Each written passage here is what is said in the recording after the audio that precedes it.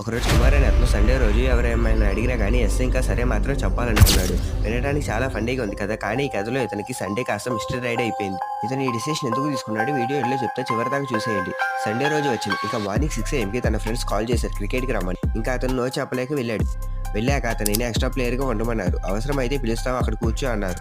ఇంకా అతనికి కోపం వచ్చింది. ఇంకా ఏం మాట్లాడలేక అక్కడ కూర్చున్నాడు. తర్వాత అతను ఇంటికి వెళ్ళాడు. వెళ్ళాక వాళ్ళ అమ్మ కిచెన్‌లో వంట చేస్తుంది. వాళ్ళ అమ్మ ఇంటి పనులు చెప్పింది. ఇంకా అతను ఏం మాట్లాడకుండా సరే అని చెప్పి చేశాడు. తరువాత తన చెల్లికి హోంవర్క్ చేసి పెడతావా అని వాళ్ళ అమ్మ అడగంగానే కాదనలేక సరే అని చెప్పి చేశాడు. తర్వాత చెప్పే ముందు ఇప్పుడే ఇలాంటి క్రియేటివిటీ కథల కోసం ఇప్పుడే ఈ వీడియోని లైక్ కొట్టి సబ్స్క్రైబ్ చేసుకోండి. ఈవినింగ్ కావస్తుంది. ఇంకా అతను అలసిపోయాడు బాగా. అతని నాన్న అతని పక్కకు వచ్చి రేపు మార్నింగ్ నుండి నేను జిమ్‌కి వెళ్తున్నాను.